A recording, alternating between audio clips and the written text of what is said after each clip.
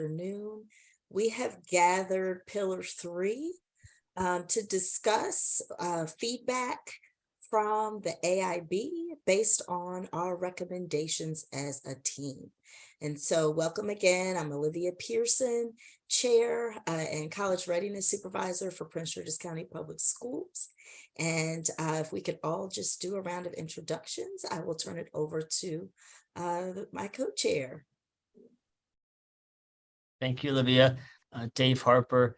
I work for Chesapeake College and hail from Caroline County, Maryland. Robin Werner, Talbot County CTE Supervisor. Candace Dotson-Reed, Chief of Staff to the President at UMBC from Howard County.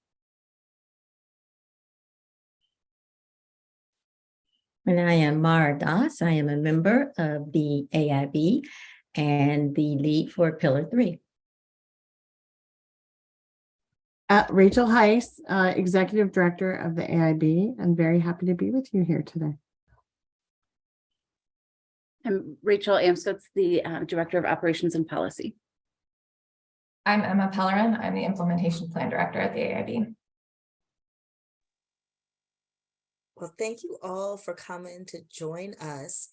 Our committee has been working very diligently to provide feedback, thoughtful feedback.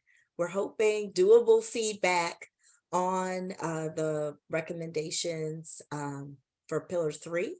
And so this meeting really is to see what the AIB thought of our feedback and anything that you can, I guess, suggest that can or cannot be done with what we were able to submit. You know, I just want to let you guys know that your work is to be commended. I read through all of the feedback that you submitted, the recommendations, the questions and everything. And I thought it was very pertinent. I could tell you put a lot of thought into it, and you really taking the whole concept of the advisory committee and you really defined it and you made it work. And so for that, you are to be congratulated. And I'm going to say one thing, and I know that Rachel, and we want to go through this kind of step by step, but I was just excited about it. It's a very simple recommendation, but I just thought it was so that it was so relevant. And it's like, why didn't I catch this? And the recommendation, and again, I'm going way ahead of the schedule, but I just wanted to say this. And it talks about changing the language, the tracking language. So instead of being a tracker or a progress tracker, that it changed to progress monitoring. And I know you'll go into the reasons for that. And when I read it, I said, come on, and so that just illustrates the importance of an advisory committee, because you're going to see things that we're not going to see. And it may be obvious, but we're not going to see them in the context that we're working. Okay, I'll let everybody else go on.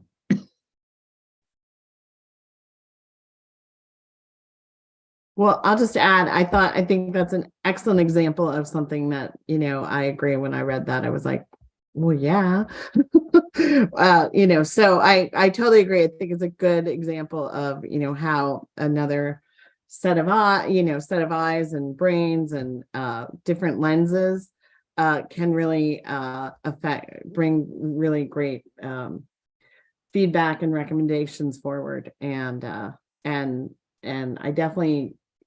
it was definitely apparent that you all put a lot of thought and work into it. And we really appreciate that. And that is why we wanted to make sure that we, had this conversation and not that you just sort of sent something in and, you don't get any feedback on it, and to build on it, because I think a lot of the thoughts and ideas that you all had are not necessarily for now, but they're things that that I think it makes sense for the advisory committee and the AIB to continue to monitor and keep our eyes on, and evaluate whether down the line there are changes to the plan as a result of that. So how would you like to proceed? Well, I just want to say thank you. I think this meeting is very well received by the committee because we did work so hard. And I also want to publicly thank Dave for really putting everything in a concise way. I can't thank him enough for the work that he did with all of the dialogue and everything that, you know, we were saying, being able to take those notes and minutes and put it in a way that was easily read and got the point across of what we were trying to do. Thanks. It was, though, the insights of the committee. So, you know, being a recorder is very minimal, and I appreciate the sincere efforts at transparency that are clear at the AIB and the leadership, and the flexibility that Mike DiGiacomo and the CTE committee have also indicated as things roll out, because there's not going to be perfection, but there will be an understanding that we're all doing something bold, something new, something good for Maryland and education, and reaching out to get feedback from people who are implementing these things and to document it. You know, there's been a genuine effort there. Thank you. And so this team is pretty linear. And so it would be great if we could start at 3.1, and even if it's a summation of kind of what the AIB thought was a recommendation that can be implemented, or what, you know, we may need to think about differently. I think that would be great. Great. That sounds great, because that's exactly how we thought you might want to go through it. I don't know if it's helpful to for someone to share their screen with the with your recommendations, or if you all have it on your own screens and we don't need to share a screen, that's also fine. I can share the recommendation screen if helpful. If one of you would like to do that, that's also, you know, ideal if you want to just do highlights on your end. Right now, the host is the only one able to share screen. I can fix that. Give me just 1 second.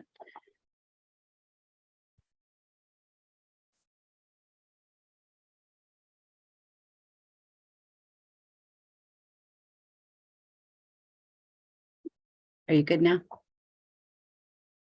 You got it. Perfect. Let me know if you see this.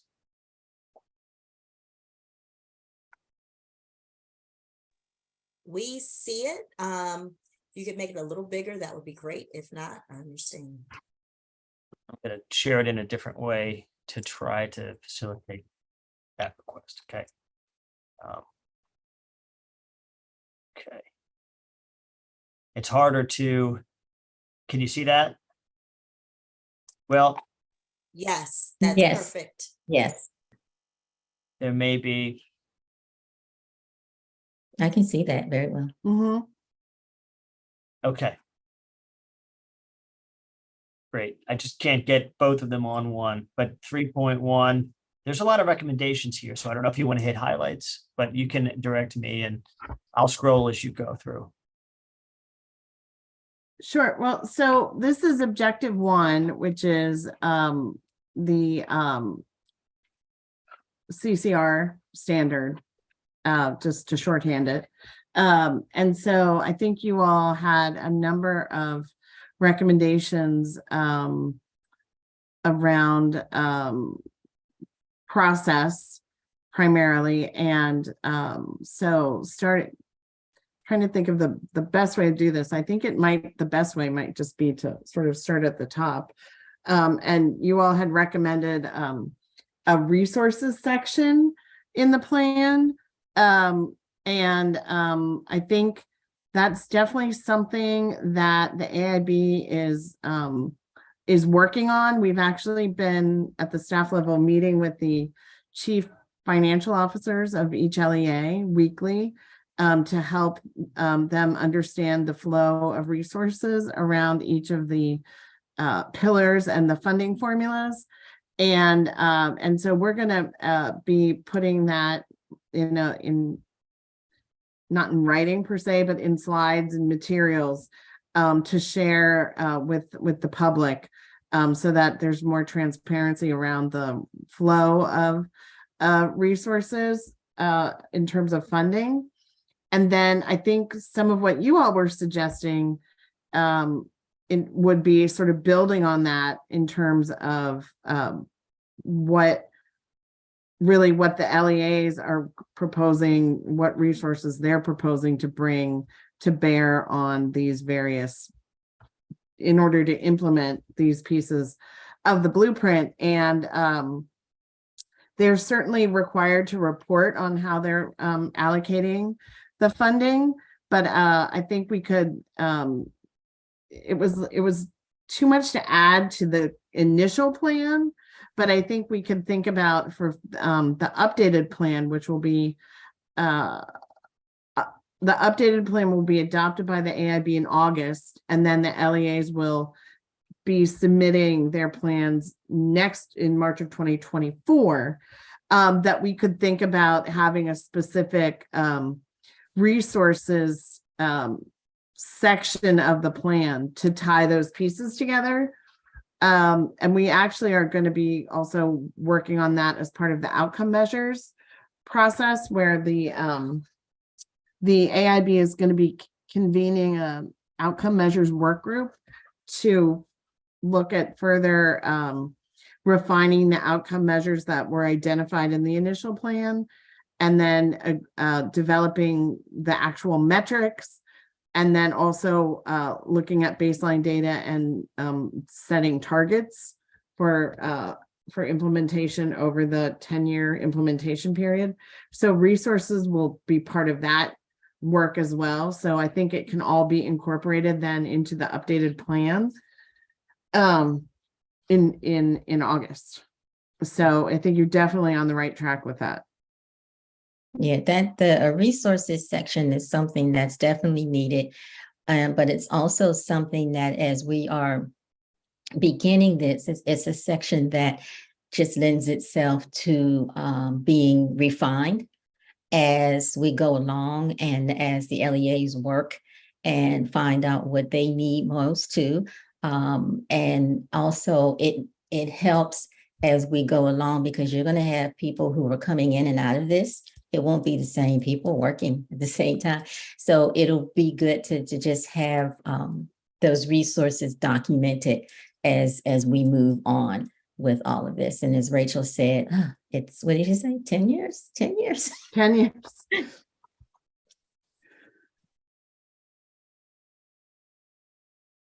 The next one there with 3.1.1a suggested different cut scores, or different requirements depending on the pathway that a student would select for a post-CCR pathway. That actually the reference to cut scores during the meeting, there was a fairly rigorous discussion about the cut scores and whether there would be cut scores, whether there will be multiple assessments or measures for college and career readiness. And so what the AIB decided to do was to remove the reference to cut scores in the initial plan, and essentially to wait to get to receive the CCR study that is I don't know if it's exactly underway yet, but it is under contract. And then sort of go from there in terms of what the study recommends. We'll have those recommendations in September of 2023 is when they're required. And then sort of go from there to see what the implications of it are. Makes sense. Thank you. In B, we incorporated all of that into the plan in terms of including feedback and engagement with all the various partners that you suggested as part of the both the CCR study and then implementation of the updated CCR. Thank you. Absolutely. And so that covers, I think, the next item there too. And then in 3.1.2b, this issue around alternative or multiple measures, again, sort of put a pin in that, awaiting the results of the CCR study and the recommendations from the study.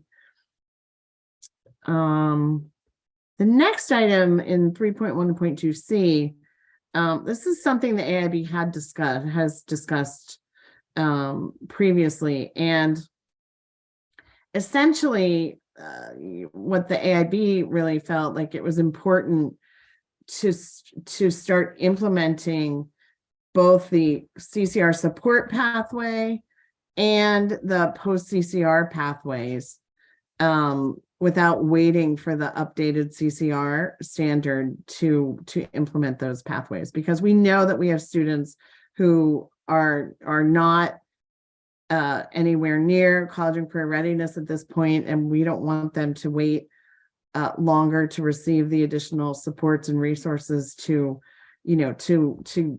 get as close to CCR as they can before they leave high school. And likewise, we know we have students who are CCR and who are ready for those pathways and not wanting them to wait either. And so the AIB at this point sort of is not recommending changing the timelines for those pathways, but the plan does acknowledge that the pathways right now are based on the interim standard, and once there is an updated standard, they'll be based on the updated standard. I think that's completely consistent with our recommendation.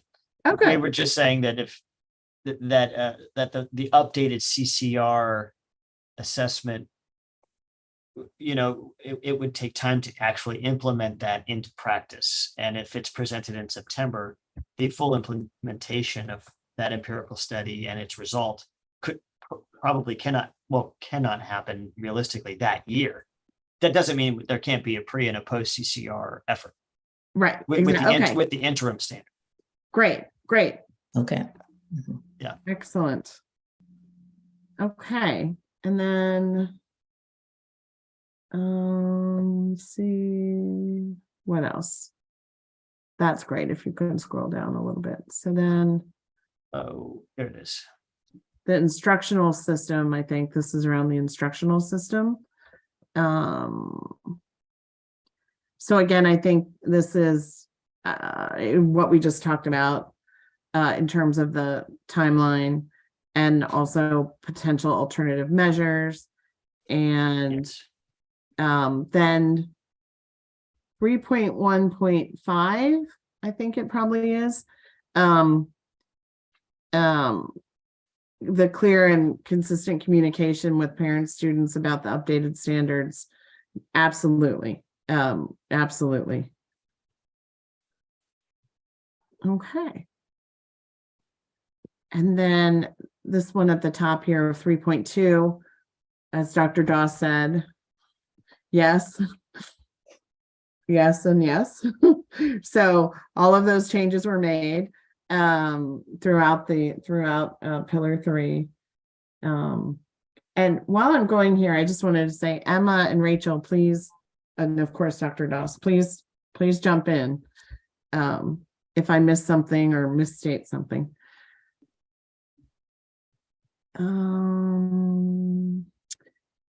Right. So this 3.2.2, this whole section is really around the summer school and tutoring services that were being provided as a result of federal funding available to address the impact of the COVID-19 pandemic.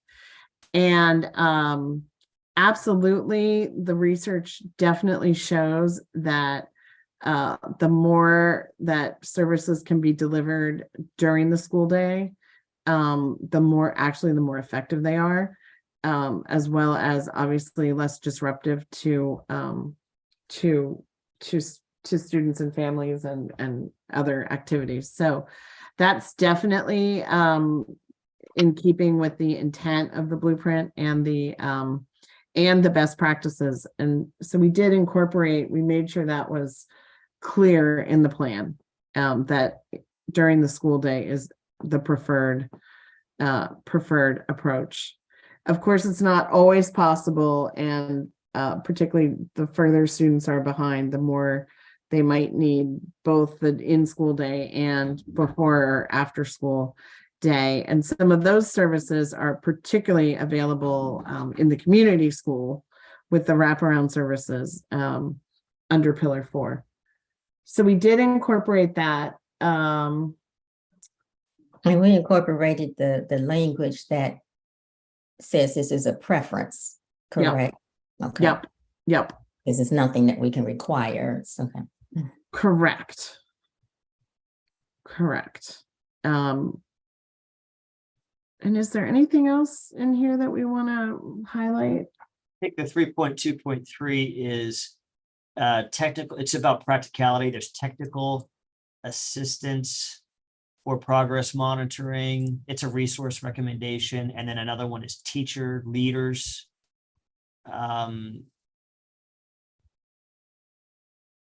Let's see. I think those are practical recommendations, and those were really around the ninth grade progress monitoring. yes. So one thing that we definitely incorporated, that not only do they have to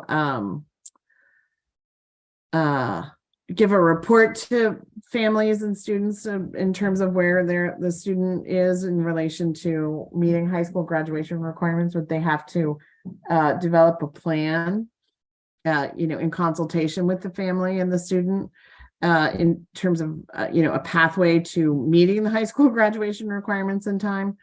And then, I think where there's overlap because, the monitoring system is very focused on whether you're meeting high school graduation requirements. And whereas there's also, of course, the College and Career Ready standard and the monitoring that is built into the blueprint in a variety of ways to make sure that we're monitoring whether students are on track for college and career readiness and intervening as soon as possible if they're not, and then bringing the resources to help them get back on track. So some of the resources that you all were specifically identifying for the ninth grade monitoring system are already built into the blueprint around the CCR standard. So we didn't want to duplicate that per se. And I But- think that's great to know, because part of what we discussed was how all the different parts of the blueprint really overlap. And so a lot of even some of the dialogue that we had as it related to teachers, we know that there's a whole pillar dedicated to just that. Exactly. But that in terms of you're in 3.2.3b there, that we did include language, to utilize teachers on the career ladder for the teacher leader roles in supporting the individualized student plan development. And part of this is part of the communication loop. Robin knows better, but and others, but the communication loop between AIB and LEAs as they draft their own individualized plans and communicate the resource needs that they have. Right. And also, I think a big piece of the blueprint is allocating resources differently. And I'm not, I think LEAs are still getting their minds around that to some degree, but really program and school-based resource allocations are not necessarily the way that LEAs approach their budgeting typically. And so that's something that they're going to need to think a little differently and show how they're spending their resources differently. And that all falls under Pillar 5. So it all works together. Let's see. Overarching on 3.3. Comment about flexibility so students don't get pigeonholed early into one single pathway. So we did clarify in the plan, I think even before we got this feedback from you all, but based on other feedback as well, that was very similar. We did clarify that students they have to choose at least one pathway, but they're not limited to one pathway. They can absolutely participate in more than one pathway. It's just sort of, it might become a scheduling challenge at some point. So how that works at the school level, the schools will need to figure that out, but definitely they're not limited to one pathway.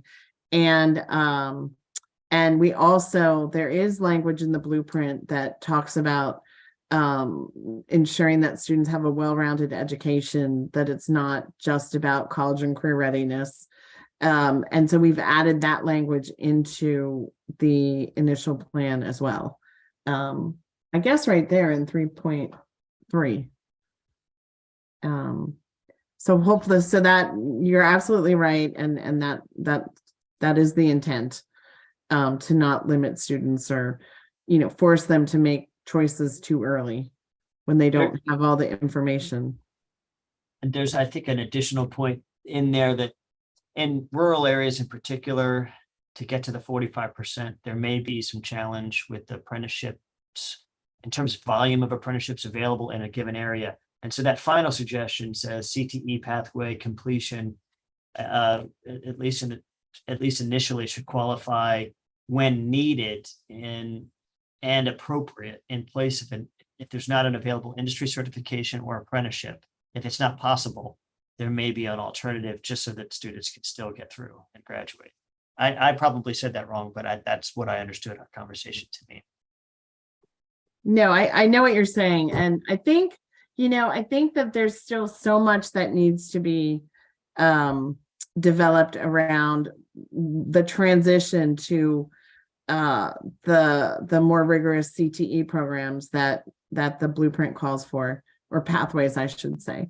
And so I think that part of the challenge for the CTE committee in the next year is developing a framework and a plan to transition from the the focus of CTE that we have now, which is very much around program completion, and moving toward a more industry recognized credentials that with the focus on apprenticeships. But obviously it's going to vary by district, by region of the state.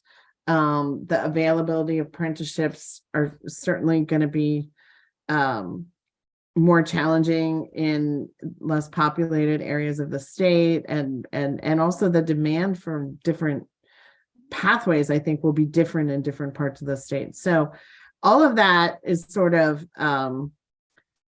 to be determined as the CTE committee is appointed and up and running and starting to really focus on developing their plan.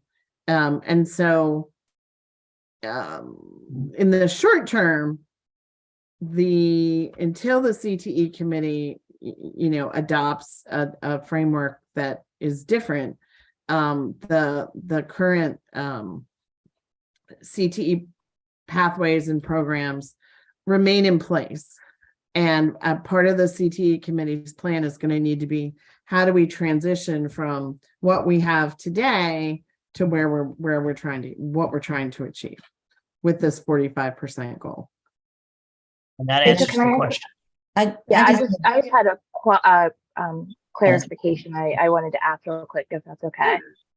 Because this is, this was my big area as a CTE supervisor in a rural county. So do you think that it's possible, because I know that a lot of this is, the legislation, but do you think that there would ever be the possibility that this 45% or whatever the benchmark is could ever be individualized by county?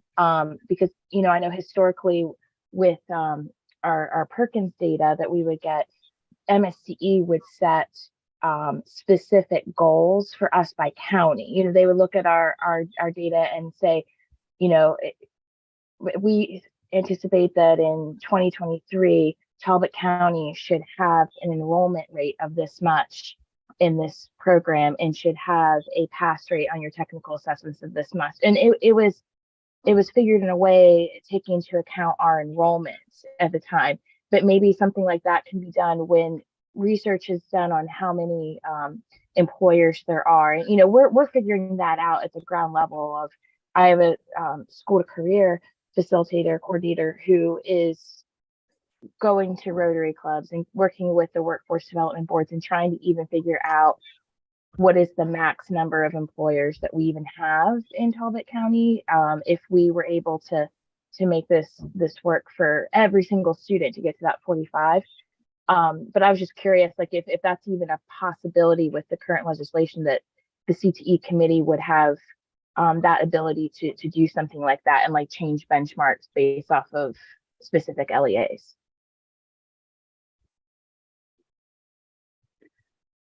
I definitely think it's possible. I think it actually makes a lot of sense. There has been some discussion of that already. The CTE committee and ultimately the AIB are going to have to adopt targets to get to that 45% by 2031. And those targets, I think, naturally have to be differentiated, by LEA based on their enrollment, and because it's a statewide, goal, and so it's 45% statewide, and clearly more populous counties are gonna, probably maybe go above 45%. And be able to do that, whereas other jurisdictions may have challenges. I think we also need to think about how do we make opportunities available to students in more rural parts of the state in a way that is meaningful and really does help support their future path. And I don't know how much of that can be virtual, can be regional approaches to some pathways and credentials and even apprenticeships. But there's I definitely think it's within the target setting process that can be considered. Absolutely. And I just want to add, while we're talking about this specifically, that even large districts have sub areas within them.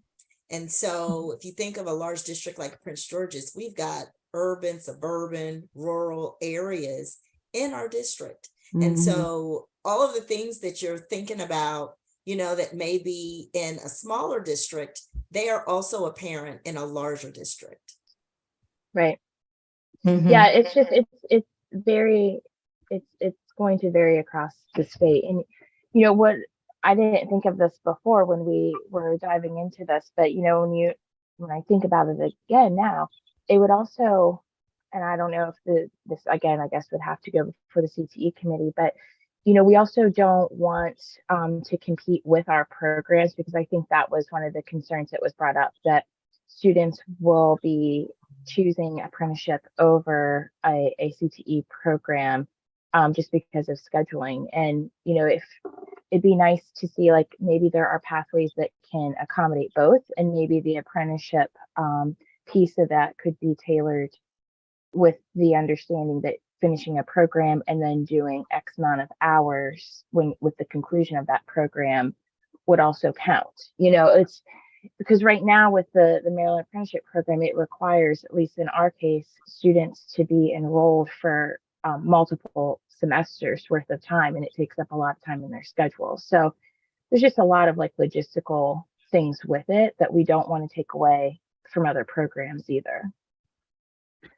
Yeah, I think there's, again, I'm going to sound like a broken record, but there's a lot to work out because, in the apprenticeships that are sort of the more, we don't do apprenticeships right now in high schools the way the blueprint is envisioning them. And so the apprenticeship really does replace the CTE program in many cases, because replace is one word, but it incorporates it, so you're combining the academic, the program of study with the work experience at the same time. And so what that looks like, what the scheduling looks like for that, how I know there's also concern about like how many years it will, whether 11th and 12th grade is going to be a sufficient amount of time to actually earn that credential. And that might vary by industry too. But those are all things that the CTE committee is going to be working on and thinking about and bringing their proposals forward. Yeah, They're gonna 'cause be very we're busy. kind of looking at it the way that it's structured now. Looking at the pathways and then looking at the apprenticeship and the requirements the way it is now. But the blueprint is kind of leading us, it is leading us to a totally different framework for that. And the discussion that we're having now is interesting because there are, of course, others around the state who are just looking at the whole thing, just being apprenticeships, and that's it. Yeah. And so it's like, no, wait a minute. We haven't really quite defined all of that yet. And as Rachel said, and I'll just kind of be her backup singer here, that, the CTE has a lot of work cut out for himself. And I'm also glad that you guys have started connecting and started a relationship with the CTE committee, because that's going to be very important as we go down the road. And, Robin, just as you were talking about, Perkins and the way the funding is allocated to each county and all of that stuff. And of course, I managed the Perkins grant, and it's like you're bringing back flashbacks. It's like, oh, Sorry. But I mean, that all of that, it plays into it. And so it's a lot that's going to have to be figured out there. And I just don't want folks to just think about, well, what we have now, we're, CTE pathways and the apprenticeship, and we're trying to work out something very different here. And also, Rachel, you said something that kind of stuck with me early on, and you said it's about creating opportunities, and not just what we have now as far as apprenticeships and so forth are concerned, but actually creating. And so that's another challenge. And and our workforce board person is not here. I wish he was here, because that's another part of it, and making sure that we connect with that prong as well. So I don't want to sound like it's pie in the sky that we're going for, but as I said, it is going to be a totally new dimension there.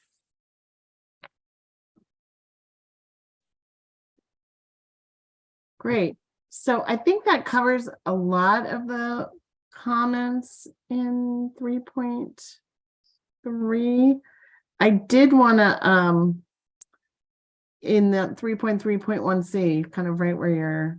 I don't know if this is actually a key one. I don't know if it landed to replace the word teacher with the word educator, so paraprofessionals may qualify for some things. That would give some flexibility. I wanted to talk about that because I had that in my notes too. And I thought that was good. And I said, oh, that would give it flexibility. But then I later found out that because that's in the legislation, that I don't think that's something that can be changed. But I said, oh, that's good. And then I also thought about Cheryl Boast, who is Cheryl's on pillar 2, or Rachel, what is Cheryl on? She, Cheryl's not on an She's advisory. not on any of committee. them. Okay, Yeah. she's okay.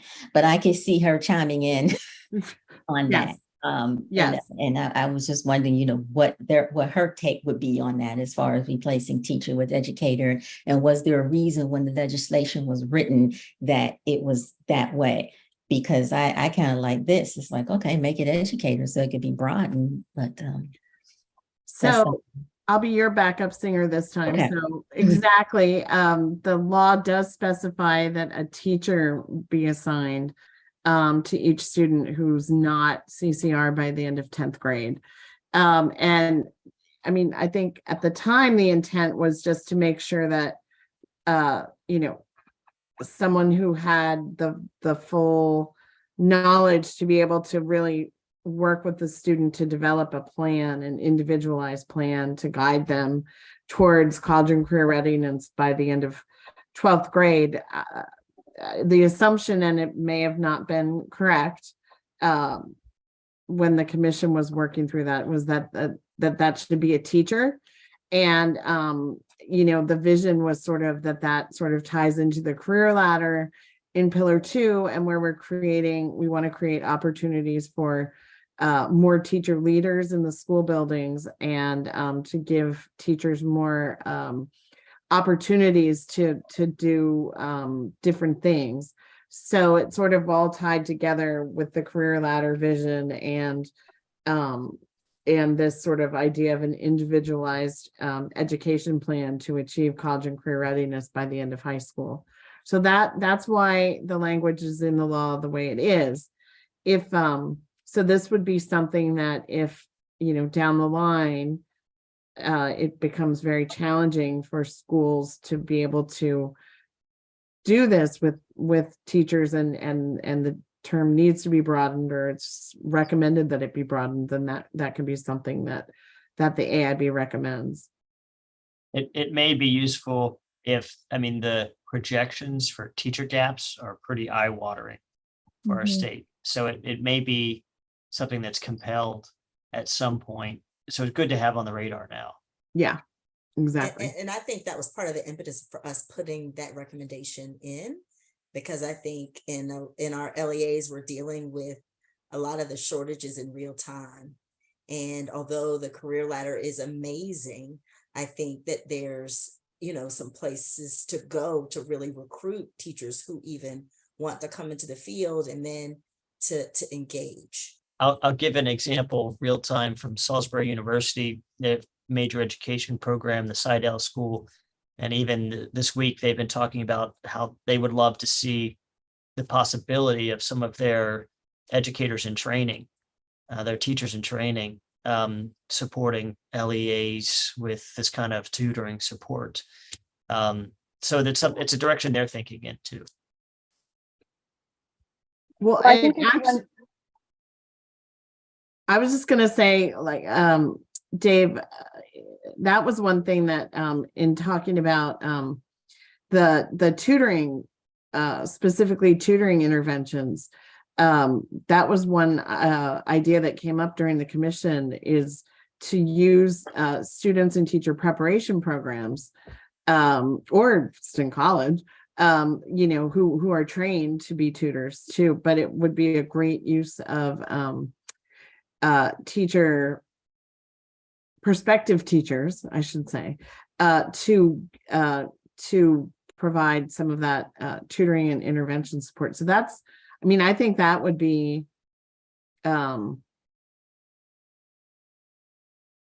something that the LEAs would have the flexibility of pursuing. I just wanted to add on to that we've talked about that at UMBC and how we strengthen those partnerships as well. Same thing. Yeah, that's a great idea. I think that regardless if LEAs report back that they're struggling with having enough teachers or not, which I anticipate a lot of them will, as Dave mentioned, the shortage. I think what you'll find is by changing that word to educator, whether we were in a teacher shortage or not, you are going to find that students will have more one-on-one support by having the word educator than teacher, just because it, it opens up possibility of more people. And by including as just teacher, what's going to happen is teachers will have a caseload that will be a lot larger when you don't have as many people that can work with them. So in the end, by replacing that word, you're going to have more one-on-one support for students, I think. Yeah, so I would just say a couple of things. One is I think that there, under the law, there has to be a teacher assigned that would be, working with the student, but that doesn't, it's not exclusive. It doesn't mean that there couldn't also be a parent professional assigned. And so I think that's an excellent point that maybe we could clarify, because it certainly, it could be an and. It doesn't have to, it's not an either or necessarily. Yeah, I think that changes it, because if that's more like the teacher of record, right? Like, so those students need to be assigned to an overall teacher of record.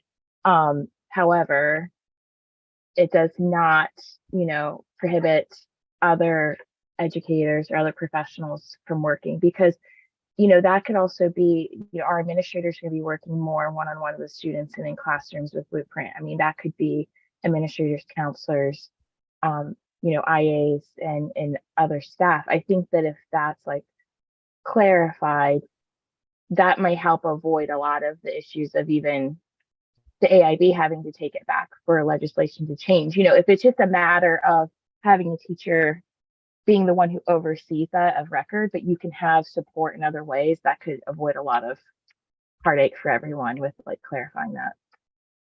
No, that's definitely the intent. So yeah, that's definitely the intent. So we'll take another look and clarify that if it's not clear. And the other thing, I know it's hard to envision this right now, given, the teacher shortage, but ultimately the Blueprint does envision many more teachers in every building, so that each individual teacher is not teaching like actively in front of a classroom teaching as much of the day as they are now, and they have additional time, about 25% more time during the school day to be engaged in these kind of activities, and then even more time as they would move up the career ladder. So that's sort of all part of how it all works together, is that there will be more teachers, hopefully, that will be able to support this as well. Yeah, that'd be great.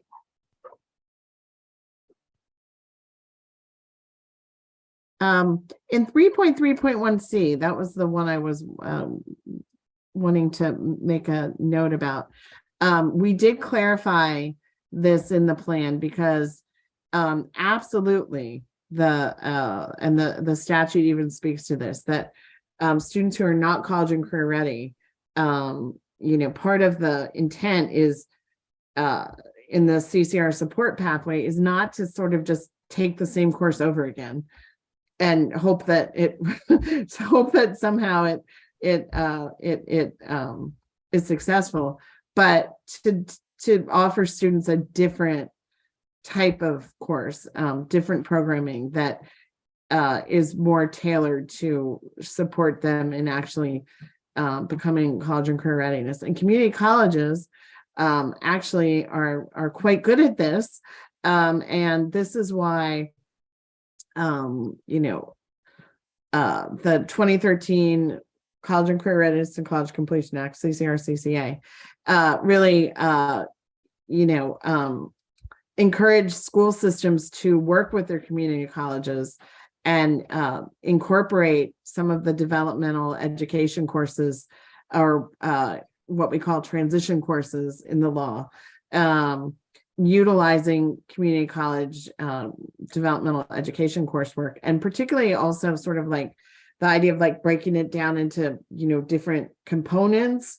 And a student may not have a problem with components 1, 4, and 5. They might just need to really focus in on component 2, and then they can move on. And the idea of also sort of concurrent enrollment in both the next course and helping them, you know, fill in the gap that they need in the to master the previous course, so that they're not losing ground to move forward. So absolutely, and we did clarify that in the plan. That's so great to hear. And I think part of I think, at least in my thinking, is how are the community colleges engaged, I guess, at the state level? And so I know a lot of these conversations are happening with LEAs in their community colleges. And I know that LEAs are very entrenched in Blueprint and in Blueprint meetings, but also wondering how this engagement is occurring with our community colleges. And you know, that's something that I'm always talking about, Olivia, and making sure that the community college is engaged. And I do know that on the MSDE side, that the superintendent has been working with the community college presidents to engage them with the Blueprint. And on our side, we've been working, and especially Rachel, and I know that she works with the MAC president to engage and make sure that he and that association is aware, so that, you know, there's an umbrella for all the community colleges. But again, with MAC's feedback, it was making sure that the community college is engaged at every level of this. And especially we're just talking about transition courses, and with the CCR-CCA, for example, the community college worked with the public school system to develop those courses so that they were specifically tailored for the student to be able to become CCR. And that's the type of engagement that we want to make sure that we continue with, you know, every LEA and every county. But it is, I could just say this all day long. It is just so important that the community college is engaged, and that's something that I take that personally responsibility upon myself too, to make sure that that happens. And that kind of 3.3.1E, is that the next one? Yeah, next recommendation. And it kind of plays into this in a way, because this one says guidance must acknowledge that some CCR pathways begin as early as 9th grade. And the reason it plays into is, again, the community college is a part of all of these CCR pathways. And I think that's something that needs to be kind of in the forefront too, because the Blueprint looks at 10th grade as really the making sure that everybody is the students are CCR. But we have some pathways, especially in early middle college and so forth, that start in the 9th grade. So we do have to make sure that we take that into consideration, even when we're working with the LEAs and with the Blueprint and the scheduling and all of that. So that's spot on. Yeah, and right now, of course, obviously, if a student is college and career ready before 10th grade, they could start a pathway sooner. But also right now in the law, it's very clear that, you know, until the AIB determines that, you know, the Blueprint has been fully implemented, you know, all of these pathways are available to students who are not college and career ready yet. And so part of what in the AIB will need to work on is what they're going to base that determination on, and what they're going to be looking for to sort of determine that the Blueprint has been fully implemented. And so I think we have a number of years before we're going to probably reach that point where there would be that determination. And so right now, you know, students are able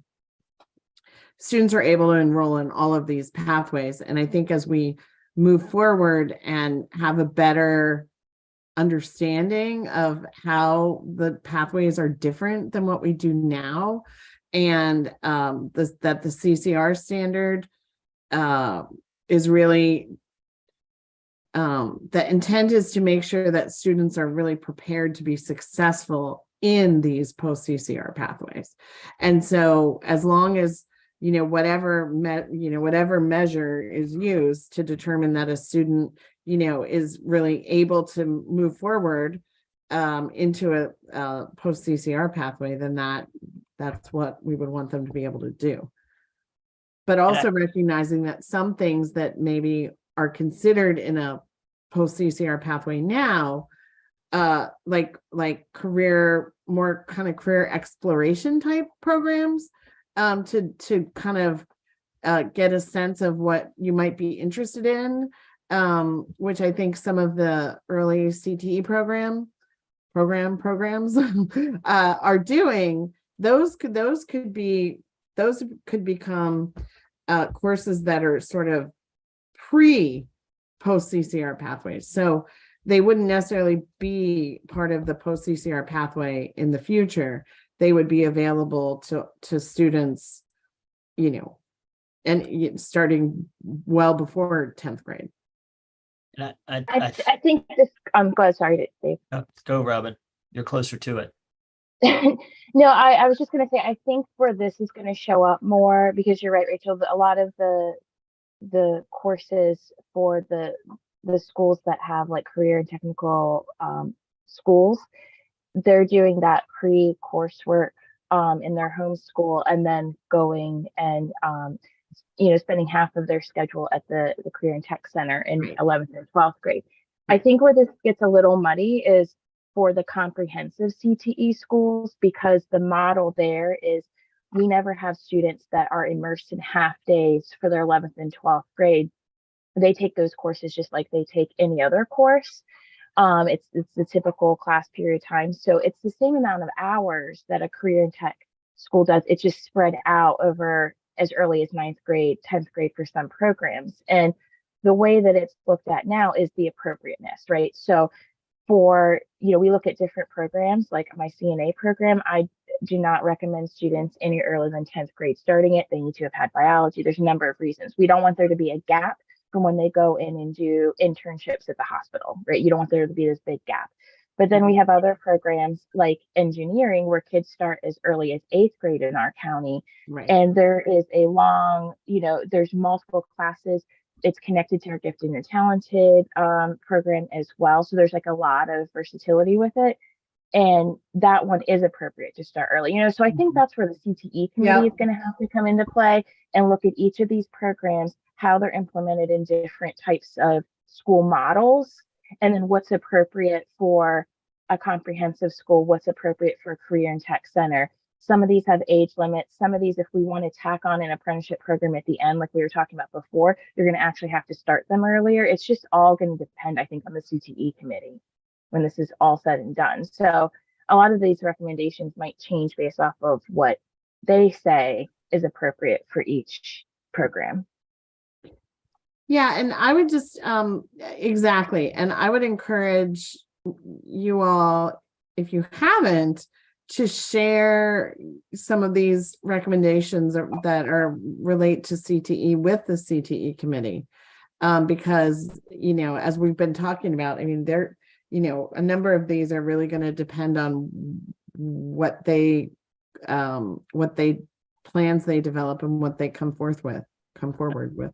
Mike was good to attend the meeting where we hashed out this bit, and happy to share with him, you know, some of our notes that are specific to them. And he's continued to indicate that the channel is open for communication, obviously, and that just getting started. So that's a good word. And I was only going to add the simple point. I think it's accurate that the spirit of our discussion around kind of acknowledging that these pathways beginning at different times was that the spirit of the legislation, as we've read it, is to expand opportunities for students. And we didn't want an unintended consequence of that post CCR barrier, when it's fully implemented, then there's going to be a door that drops, and we just didn't want an unintended consequence to be limited opportunities for students. That's all. Right. That's very well said, and especially in a lot of our LEAs where we are working with students, through middle school into high school early. And so not wanting, there to be opportunity and then the next year, no opportunity or limited, opportunities.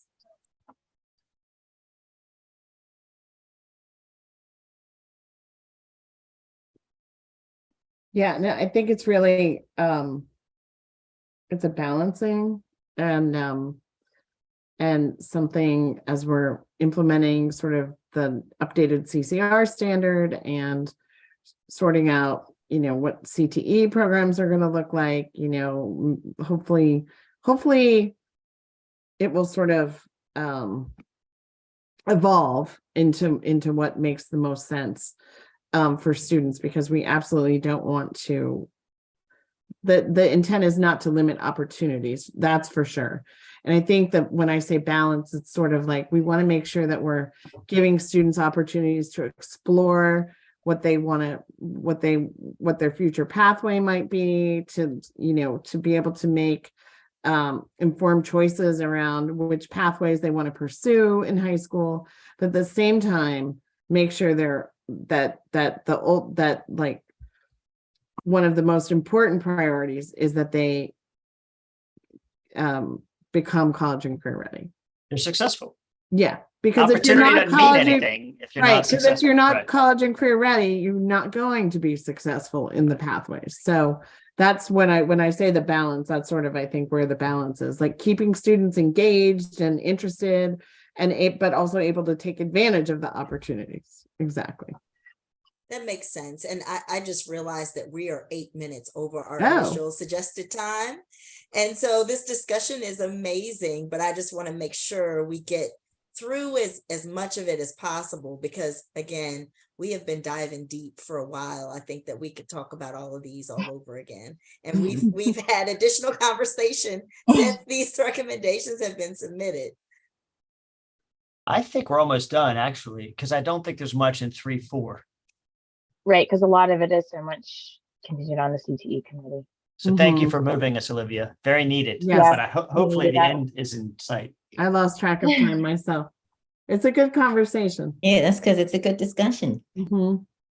Yeah, and so I think ultimately, I think the message is like we need to start get further into planning and implementation and see what is coming forth. And then that's the point where the AIB is, definitely indicated that, if changes are needed, then, and that makes the most sense, then that's that they would be willing to recommend at that point. But to sort of try to work through the issues and the concerns first before recommending changing the blueprint.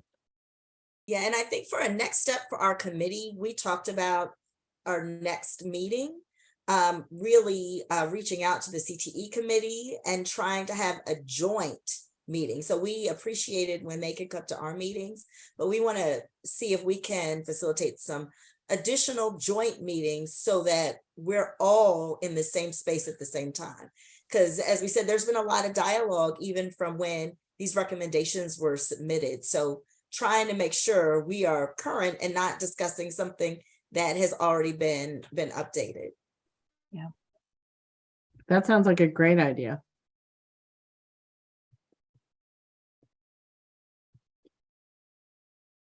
Is there anything else you want to highlight? We've covered much of this as I look over it in our intervening discussion. Yeah, that's what I was thinking too. I just wanted to highlight something, Rachel, that you said earlier when we were talking about apprenticeships that kind of makes all of this come like full circle for me at least, and I hope it does for other like CTE supervisors and teachers. But just reiterating that like we're gonna have to do things different. And I think that the immediate reaction is like the way that we run these programs now is like the end all be all, and then there's a lot of anxiety that like it's all just gonna fall apart. But really, and then Mike had mentioned before on a call that like we're going to move, but we're going to move at a slow pace that's appropriate. Like we're not going to just pull the rug from everyone overnight and then you have to redevelop these programs and redo your schedule and have new industry. I think it's taking a deeper dive into all of these programs, all these pathways, and like what having the experts in those fields, like for the CTE committee, I anticipate that they will look at experts in all these different programs we have in Maryland and what do these people recommend? What would be the best industry certification? How many hours? What courses? And that might take a lot of time, but in the end, I have, this faith and, it makes me happy to hear you say about, we're just going to do things differently now and we're going to do things better for students. And I think that's really what the intention is behind all of this. But Exactly. someone who's in the weeds all the time and you learn like this is how you do this is what is accepted as a program, you get like caught up that that's the only way. So hopefully hopefully that message is everyone understands that message, that there's going to be movement, but we're going to do it in a way that is attainable for others, and it's not going to just make all these programs collapse. And, not just CTE, but like any of the pathways. So thank you for saying that, because it kind of like was a light bulb for me that we're just trying to like piece things in the way we do it now, the requirements that all of them have, but forgetting that piece that the CTE committee is going to have some oversight, and then hopefully these committees like all work together and it all like pieces together in the end. I think that's exactly right, Robin. And I'm glad you said that because, I do think that a lot of the challenge is recognizing that, the blueprint really is talking about doing things differently in all aspects really of our education system. And that's daunting. And it's a little scary.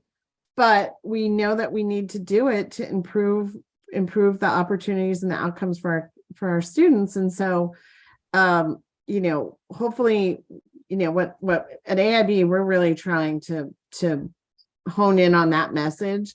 Like, how do we help LEAs but everybody, think about doing things differently, but also doing things differently in a thoughtful, planned approach. We're not going to flip a switch and it's all going to happen at once.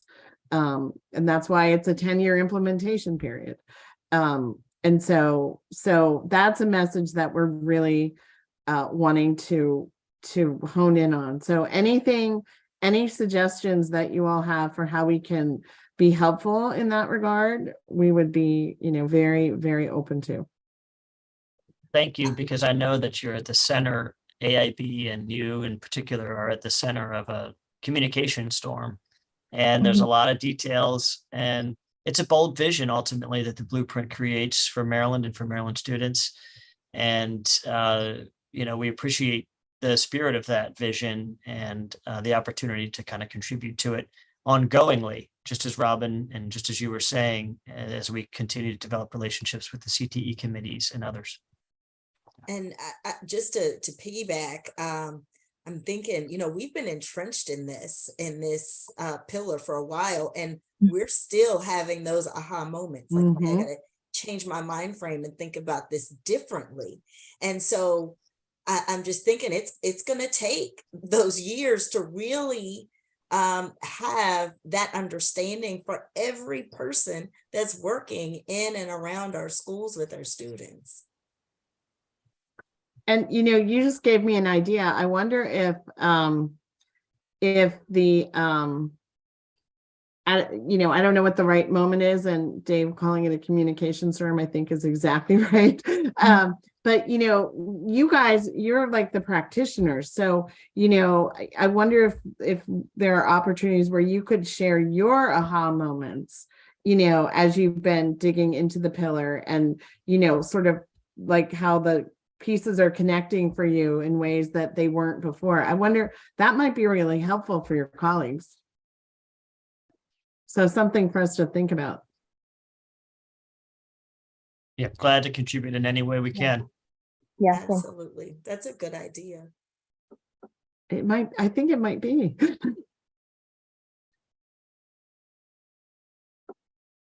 All right, well, we're happy to continue this conversation whenever you'd like, but you know, so it's not sort of like a one and done sort of situation here. Thank you. I just really appreciate your willingness to really dig in and provide some feedback and allow us again to rethink and process with the recommendations. I'm excited about our future meetings with the CTE committee, and so stay tuned for those. And so as we are digging in with them, I'm sure, you know, there'll be other times for us to all collaborate together. Yeah. Yeah, I really appreciate being a part of this team and working with all of you, and the opportunity to be on this committee. It has taught me a lot very quickly, and, you know, just being able to hear all the different perspectives from, you know, we all represent different areas of this pillar and different areas of the state. So even though we were like meeting really regularly the last few weeks, and it seems like a lot to dive into, you know, it was a really good experience. So I appreciate that. We appreciate you all. We really do. Yes, thank you all so much. I just want to say quickly, like, for the specificity of your feedback too, that was greatly appreciated, especially, you know, as we were going through so much. It was just great to see how much you dug in, and it was in many cases easy to incorporate, because it was like with the progress monitoring language, it's like, yeah, of course, this is certainly something we need to do. So we really appreciated that. So I just wanted to say thank you for that. Thank you for the That's opportunity. another shout out to Dave, because he was the star note taker. He would take especially my rants and be able to condense them into the specific language that I think needed. Middle school typing with class. many words for me. That's just middle school typing class. No, you're rocking it, Dave. Thank you. No, I'm just going to add on and say we have great leaders. As someone who's not in K through 12 system, what I've learned in this short period of time will certainly influence my work as well, and how I think about the work at the university. Awesome. That's great. This is exactly what we wanted the advisory committees to do and be. You guys are modeling it for sure. Thank you so much. And just as you were saying, the ahas, I think it's multiple and it's ongoing. And so it's not just one, you know, we keep it's ongoing. Absolutely. Even still for me. So I absolutely. Okay, guys. Well, it is now 5:19. I think we are good to end this meeting on this Friday afternoon. I hope everyone has a wonderful weekend and a wonderful winter break. And so much deserved. You know, we powered through a lot, and we look forward to reaching out to the CTE committee in the new year. Thanks, everyone. Great. Thank you. Thank you all. Really Bye. appreciate it. Thank you.